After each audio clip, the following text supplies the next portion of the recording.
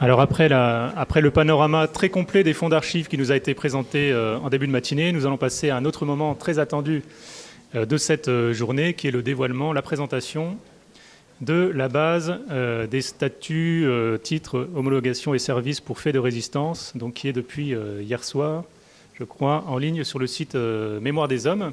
Mémoire des Hommes, donc le site administré par la Direction des patrimoines de la mémoire et des archives du ministère des Armées, et qui accueille les fonds d'archives conservés par le service historique de la Défense ou les bases de données tirées de ces fonds d'archives. Alors pour ce faire, je vais donner la parole tout d'abord, non pas à Blandine Wagner qui était annoncée, mais à sa collègue Sophie Resseguier, qui est chef de la section technologie des systèmes d'information au sein du bureau de la politique des archives et des bibliothèques de la DPMA.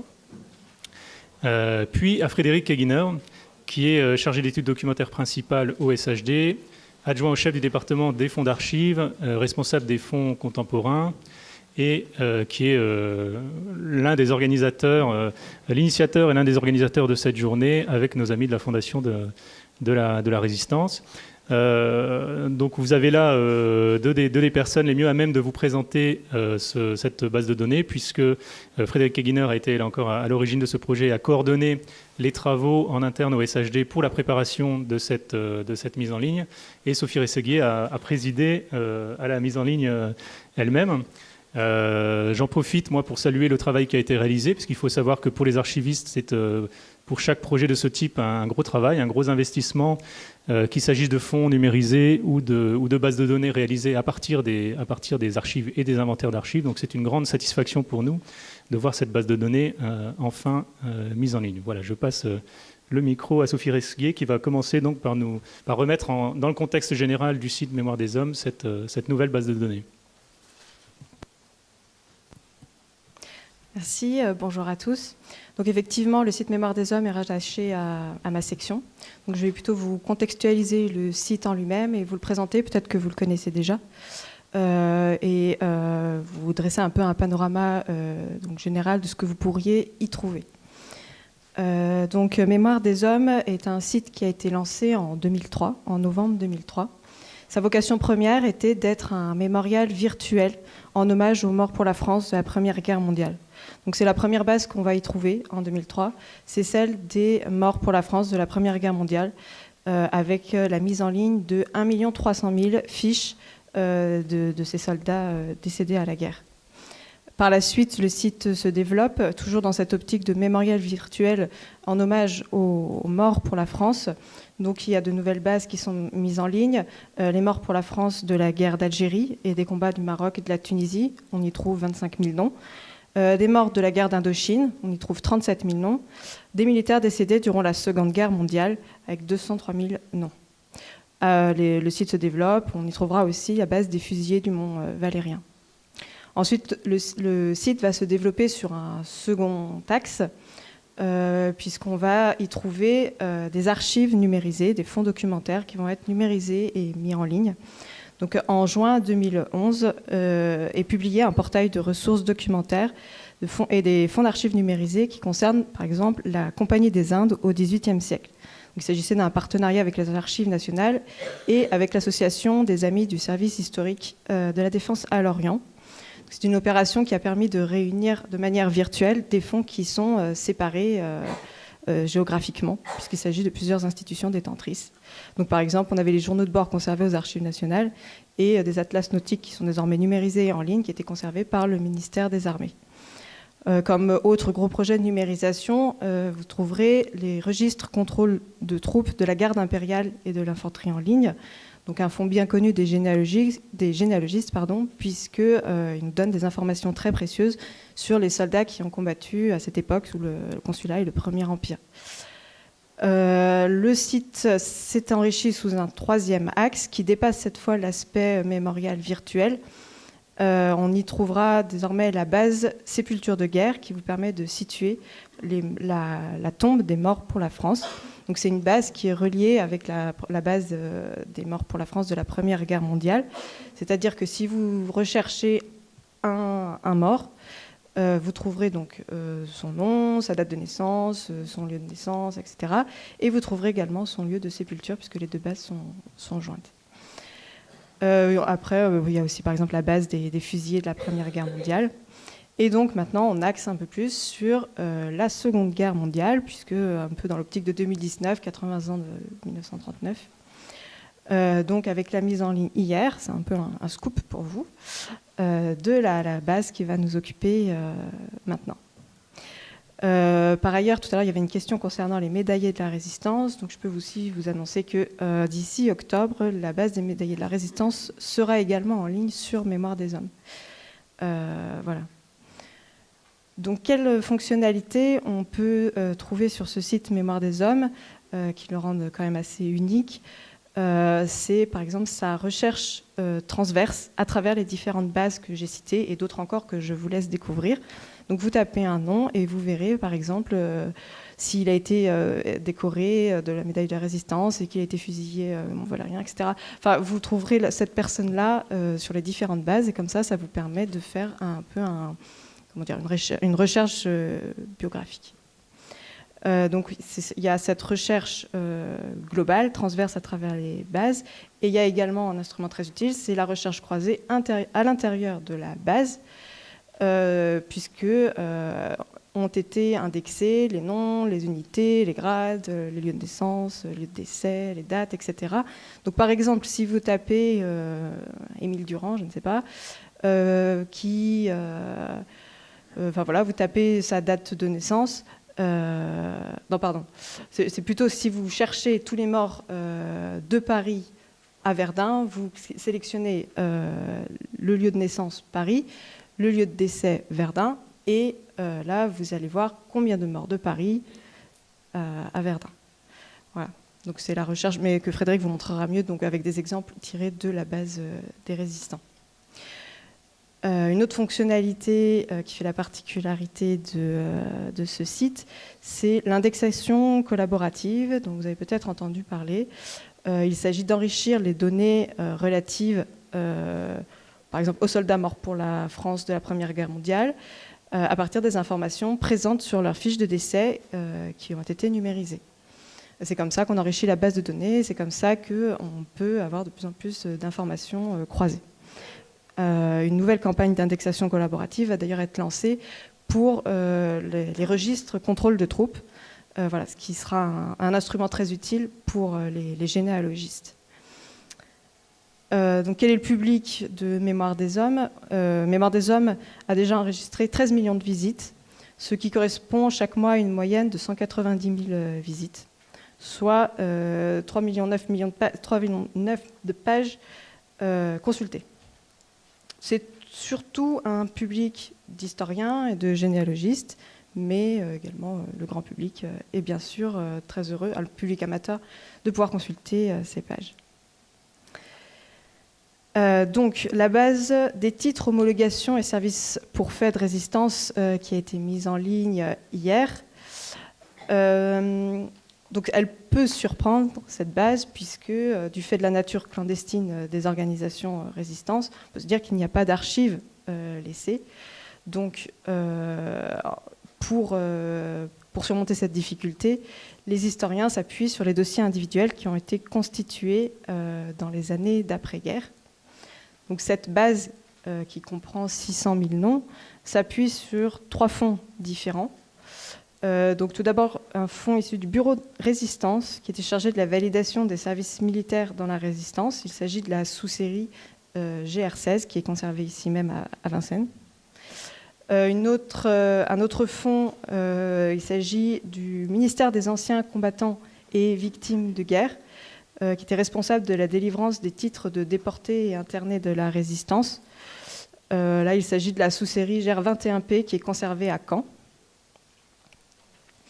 Et enfin, la Direction générale des études et recherches, un service de renseignement dont une des missions était, après la Seconde Guerre mondiale, de reconstituer l'ordre de bataille de la résistance. Et donc là, il s'agit de la sous-série GR28P4, c'est ça, qui est conservée à Vincennes. Donc je précise qu'il ne s'agit pas de numérisation de fichiers, mais il s'agit bien d'une base de données qui permet de vous reporter au dossier de la personne que vous recherchez. Donc c'est une base qui est également évolutive, dans le sens où un même nom peut se retrouver dans plusieurs dossiers. Donc pour le moment, lorsque vous tapez un nom, vous allez être envoyé vers un dossier, mais il se peut qu'au fur et à mesure, ce soit enrichi et vous serez renvoyé vers 2 dossiers. Ça peut être Vincennes et Caen. Donc c'est pas une base qui est figée dès maintenant. Voilà. Et puis petite précision qu'on m'a demandé d'ajouter, il n'y a plus de délivrance de titres de résistants depuis 1951. Depuis un décret portant forclusion en 1951 en matière de reconnaissance des unités, des réseaux ou mouvements de résistance. Voilà, donc je vous laisse découvrir toute la richesse de cette base. Merci.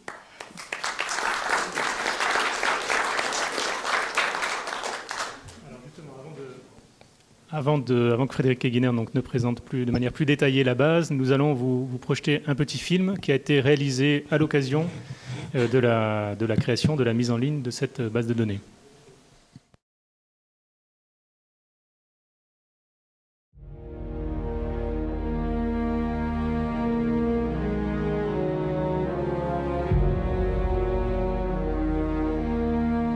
L'ennemi a cru qu'il avait abattu la France. Or, le 31 octobre à 4 heures du soir, toute la France sera debout.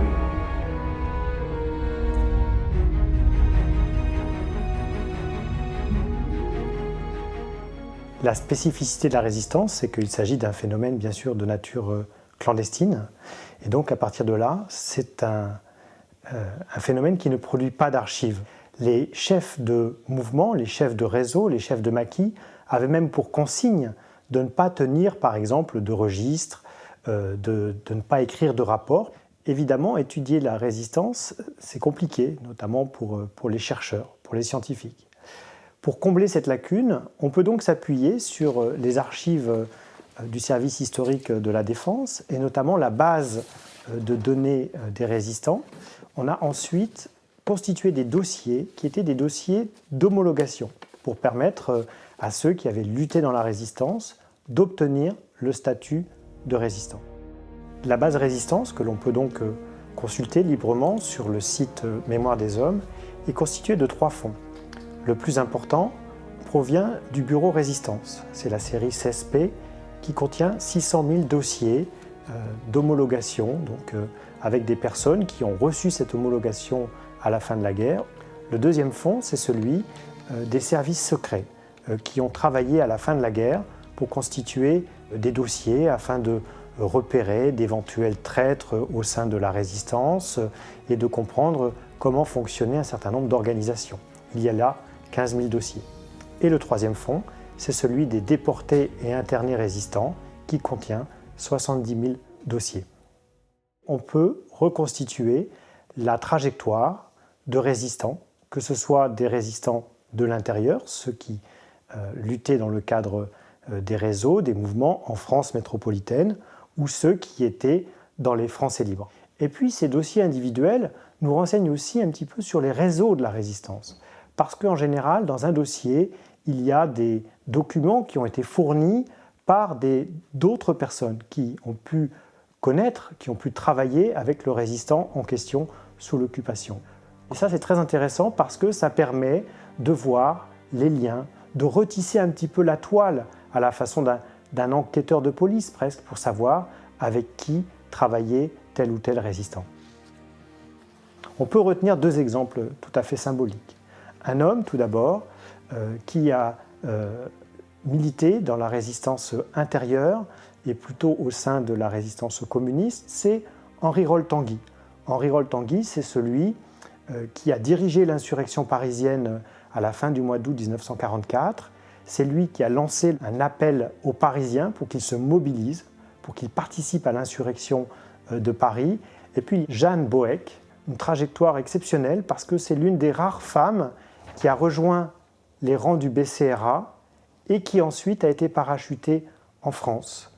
On l'a surnommée la plastiqueuse à bicyclette parce qu'elle a encadré des maquisards en leur apprenant à se servir d'armement et plus particulièrement d'explosifs. On a toute sa carrière dans la résistance et notamment des rapports très instructifs qui ont été rédigés par les services secrets britanniques lorsqu'elle a suivi un cours de formation en Angleterre, donc avant d'être parachutée en France.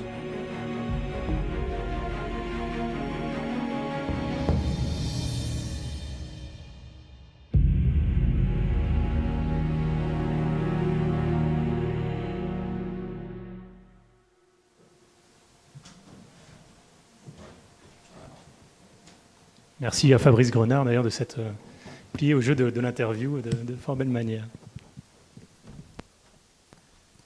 Bien, alors je vais vous faire une démonstration de cette base de données, mais auparavant, je voudrais quand même revenir sur la manière dont elle a été constituée. Donc le socle de cette base de données, ce sont vraiment les 600 000 dossiers que constitue le bureau Résistance. C'est vraiment à partir de ce fonds qu'a été construit la base de données qui vous est présentée aujourd'hui. Alors le bureau Résistance, on vous en a parlé déjà ce matin. Donc c'est un organisme qui a été créé en 1948 au sein du ministère des Armées et qui a été rattaché au cours de son histoire à plusieurs entités du ministère. Donc tout d'abord à la direction du personnel de l'armée de terre, puis ensuite à la sous-direction des bureaux du cabinet, ce qu'on appelle la SDBC, qui est un service relevant du cabinet du ministre des Armées. Mais ce qu'il faut bien comprendre, c'est que pendant très longtemps, le bureau Résistance était uniquement un organisme administratif chargé de la gestion des droits individuels et dont l'activité principale consistait à remettre des titres et des certificats d'appartenance à la résistance. On ne parlait pas du tout alors d'archives du bureau Résistance. Ce n'est que plus tard, en fait, et vers les années 1980, surtout 1990, que certains chercheurs et historiens vont s'intéresser aux documents qui sont conservés dans les dossiers du bureau Résistance. À un moment, en fait, où le travail administratif de ce bureau tend à diminuer. Et pour une raison assez simple, parce qu'à la fin des années 1990, il y a de moins en moins de résistants. Et donc, au bout du compte, l'activité même du bureau tend à se réduire. Alors, je dirais que le basculement, c'est la fin des années 1990, quand le bureau Résistance, donc, qui était rattaché, comme je vous l'ai dit, à la SDBC, devient un organisme de la direction de la mémoire, du patrimoine et des archives, ce qui témoigne un petit peu de son changement de nature, puisqu'il va, à partir de ce moment-là, s'occuper plus des archives définitives. Donc on est à la fin des années 1990. En 2005, le bureau Résistance, donc, qui est ici, qui est au château de Vincennes, est rattaché au service historique de la Défense, qui est créé donc la même année, en 2005. Et on nomme à sa tête un capitaine que peut-être certains d'entre vous ont connu, qui s'appelle le capitaine Longuet, qui était donc un capitaine, mais aussi un archiviste. Et je dirais qu'à partir de ce moment-là, tout va changer, c'est-à-dire qu'on va vraiment considérer ces fameux dossiers individuels, ces 600 000 dossiers individuels, comme un fonds unique qu'il faut protéger, qu'il faut valoriser, qu'il faut classer. Donc le capitaine Longuet va initier un certain nombre d'actions dans ce cadre, et notamment donc, quelques années plus tard, en 2007-2008, on va faire appel à une société extérieure, une société prestataire, le bureau Van Dyck, pour inventorier et coter l'ensemble des dossiers individuels, ce qui n'était pas le cas jusqu'à présent. Donc le travail, c'est un travail de longue haleine qui va durer environ 3 ans. Et donc en 2011, quand le travail est achevé, le service historique de la Défense va communiquer autour de ces archives, dans la presse notamment, auprès des médias. Donc il y a notamment un article qui est paru dans le journal La Croix, qui fait état de ces archives. Des archives qui alors sont déjà communiquées. Alors elles ne sont pas communiquées en salle de lecture comme aujourd'hui, ils sont communiqués directement au sein du bureau Résistance qui occupait donc... qui était au pavillon du harnachement, donc dans un des pavillons du château de Vincennes. Donc là, on est en 2011. Et déjà, le fonds commence vraiment à intéresser de plus en plus de monde. En 2013, il y a une réorganisation du service historique de la Défense et le bureau Résistance disparaît en tant qu'organisme, il n'existe plus en tant que tel, et ces attributions sont reprises par 2 départements du service historique de la Défense. D'une part, le département de la collecte et des recherches administratives, qu'on appelle DCRA, qui va se charger en fait de prendre en charge tout le travail administratif de gestion des droits individuels, parce que ce travail existe toujours en fait, hein, donc on le verra cet après-midi avec l'intervention de M. Breuil. Même s'il est anecdotique aujourd'hui, il y a toujours un travail administratif sur ces dossiers individuels. Et l'autre département qui prend en charge les fonds du bureau résistance, c'est le département des fonds d'archives, donc qui se charge de toutes les questions liées à la conservation de ces archives, au classement, à la valorisation de ces fonds. Le département des fonds d'archives. Donc là, on est en 2013. En 2015, on franchit une nouvelle étape, puisqu'on décide de mettre en ligne les inventaires qui avaient été réalisés par le bureau Van Dyck sur le site internet du service historique de la Défense. Alors il s'agit de fichiers Excel en fait, qui ont été numérisés et qui ont été mis en ligne sur le site, de fichiers Excel. Il y a un fichier Excel par lettre alphabétique de nom de résistant. Donc on a un fichier pour la lettre alphabétique A, B, C. Enfin, je pense que certains d'entre vous connaissent et utilisent déjà ces instruments de recherche. Et là, je dirais qu'à partir de 2015, dès qu'on a mis ces inventaires en ligne, on a eu vraiment une explosion du nombre de demandes, qui ne tarit pas d'ailleurs encore aujourd'hui. Et M. Loget le rappelait ce matin, le fonds résistance et ces fameux dossiers individuels sont aujourd'hui les archives les plus communiquées et de loin au service historique de la Défense, qui n'est pas sans poser de problème.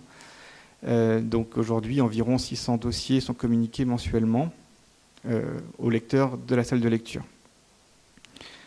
Donc voilà, nous sommes aujourd'hui en 2018 et on franchit une dernière étape, hein, qui est donc ce nouvel outil qui est mis à la disposition des usagers et des chercheurs et pour faire des recherches donc, sur la résistance. Dans cet outil qui est mis à votre disposition, vous allez retrouver les mêmes types d'informations que dans les instruments de recherche qui sont déjà accessibles sur le site internet du SHD. À ceci près, et on va le voir tout de suite, que je dirais que la recherche est beaucoup plus conviviale, entre guillemets. On est sur une interface web avec des moteurs de recherche, donc c'est déjà largement appréciable. De plus, comme l'a expliqué ma collègue, on a la possibilité de faire des recherches croisées, ce qui n'était pas le cas avec les fichiers numérisés sur le site internet du service. Donc là aussi, c'est particulièrement intéressant.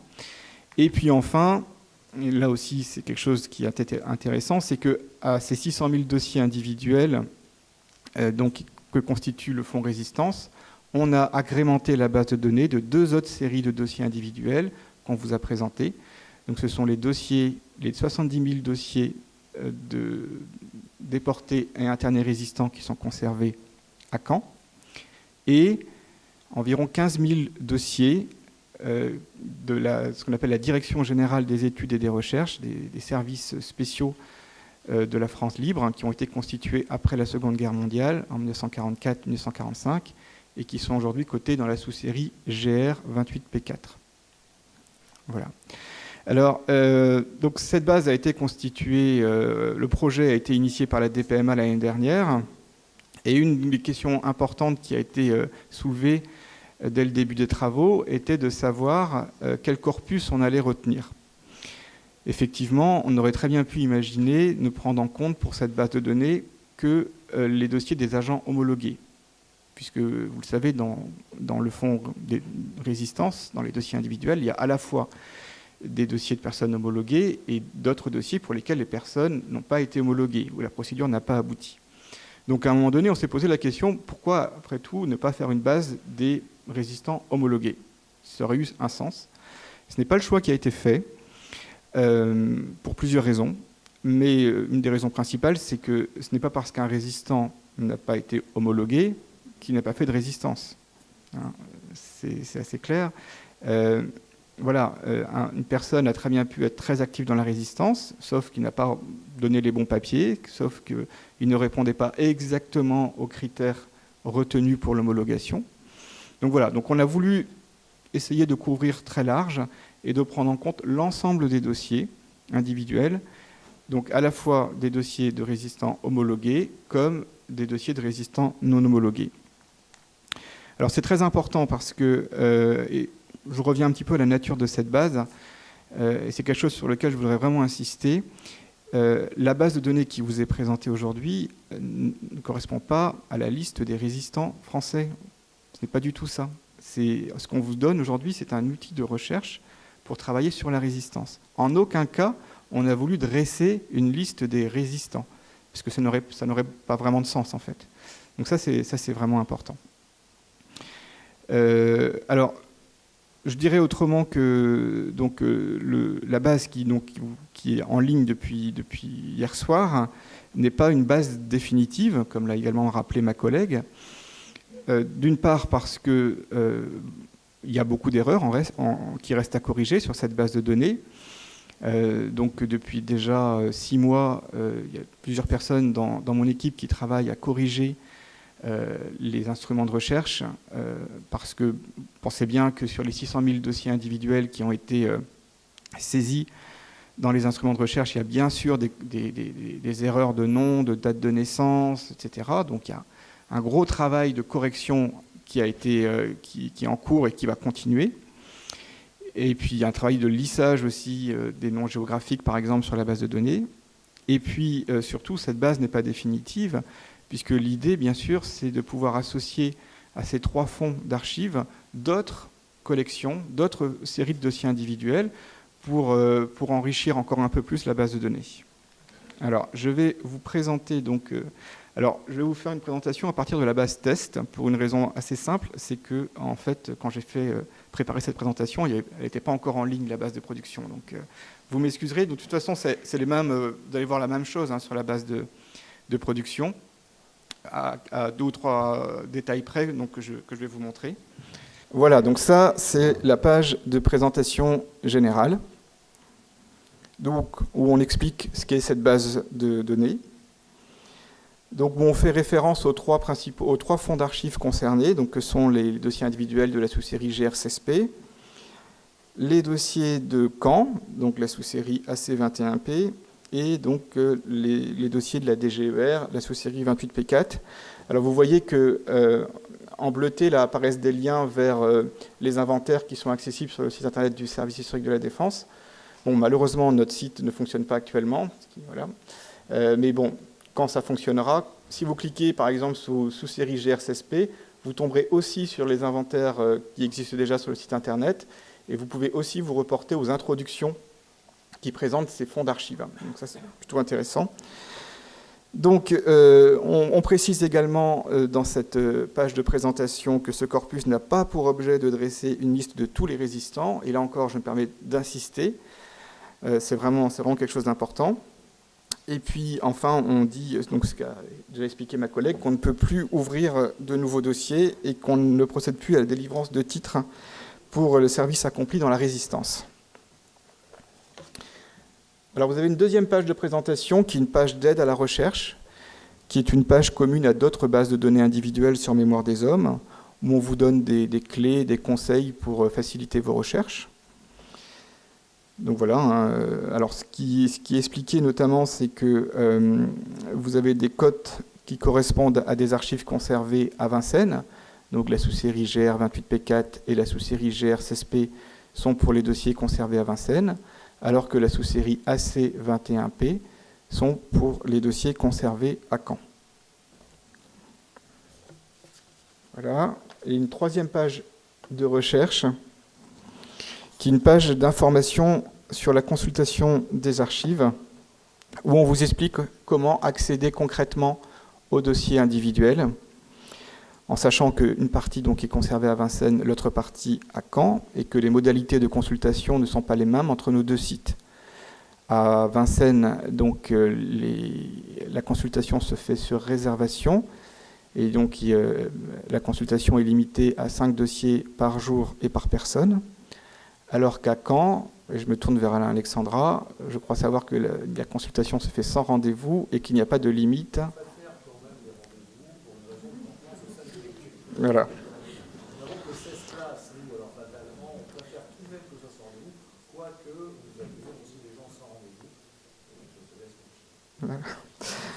Voilà, donc on vous explique aussi qu'il y a la possibilité de faire des demandes de reproduction de ces dossiers individuels. Et donc il faut bien faire attention puisque l'adresse n'est pas la même. Hein. Pour les dossiers AC21P, il faut contacter donc, la division des archives des victimes des conflits contemporains à Caen, alors que pour les autres fonds d'archives, on contacte le château de Vincennes. Alors, la page de recherche, elle se présente de la manière suivante. Donc ça, c'est la page de recherche, je dirais, basique, qui est commune à d'autres bases de données individuelles, où vous avez donc une recherche par le nom, le prénom, le pseudonyme, autre nom, donc le sexe, la date de naissance, le département de naissance, pays de naissance et lieu de naissance. Bon, c'est quelque chose d'assez classique. Alors, j'ai fait un test sur une résistante qui est bien connue, qui s'appelle Yvonne Audon, qui était une résistante qui appartenait au réseau Musée de l'Homme. Donc, en tapant Audon dans le nom et Yvonne dans le prénom, en appuyant ensuite sur Rechercher, j'aboutis à ce résultat, donc à la liste des dossiers qui correspondent à ma recherche. Donc là, il n'y a qu'un dossier. Voilà, c'est le dossier Yvonne Audon. Donc c'est bien la personne que je recherche. On a sa date de naissance, son département de naissance. Et donc, pour accéder à sa fiche détaillée, en fait, je clique sur Détail. Et voilà. Et donc, j'arrive à cette fiche détaillée où il est indiqué. Donc les informations d'état civil, la famille de résistance, c'est-à-dire les catégories d'homologation. Donc, Yvonne Audon a été homologuée à la fois FFC, FFL et déportée internée de la résistance. Le nom du réseau auquel elle a appartenu, le réseau Musée de l'Homme. Son statut, elle est déportée résistant. Le statut, c'est soit déporté résistant, soit interné résistant. Et surtout donc, les trois codes qui apparaissent. Donc, il y a 3 dossiers pour Yvonne Audon. Donc, un dossier dans la sous-série GRCSP, donc à Vincennes, un autre dossier également à Vincennes dans la sous-série 28P4 et un dossier à Caen. Donc vous voyez l'intérêt de cette base de données, en fait, c'est de fournir en fait, pour une même personne les différents dossiers qui existent. Alors, autre type de recherche. Donc là, c'est une recherche par nom de lieu, tout simplement. J'ai souhaité savoir quels étaient les dossiers que nous conservions sur des personnes nées à Vincennes. Et voilà. Et on tombe sur 239 résultats, donc 239 personnes nées à Vincennes pour lesquelles nous avons un dossier. Alors, ça, c'est particulièrement intéressant pour les personnes qui font une recherche, par exemple, sur un village, par exemple, pour savoir quels étaient les résistants de leur village, puisque on retrouve en général pour toutes les communes de France au moins quelques résistants. Donc il suffit simplement de mentionner le nom de la municipalité, puis on tombe sur les résistants de sa commune, en fait. Ça, c'est particulièrement intéressant pour les gens qui font de l'histoire locale. Donc là, c'est pareil. Si vous voulez accéder à la fiche détaillée, donc vous cliquez sur le nom et apparaît la fiche détaillée. Alors, on peut aller encore plus loin avec d'autres critères de recherche. Donc, ont été indexés sur cette base de données, en dehors des informations d'état civil, donc les familles d'homologation, donc les 5 familles d'homologation, que sont donc les déportés internés de la résistance, les forces françaises de l'intérieur, la résistance intérieure française, les forces françaises combattantes et les forces françaises libres. Vous avez aussi une indexation par nom de mouvement. Et donc là, on a repris la liste officielle des mouvements homologués. Alors je ne sais plus, je n'ai plus en tête le chiffre de mouvements homologués. Il y en a une trentaine, je pense. Et nous avons pris aussi en compte les noms des réseaux homologués. Donc il y a plus de réseaux homologués. Donc là, j'ai fait une recherche pour connaître le nombre de dossiers que nous avions sur des personnes nées dans le Finistère homologuées Force française libre. Voilà, et donc on tombe sur quand même 1583 réponses qui montrent que les Bretons étaient particulièrement résistants.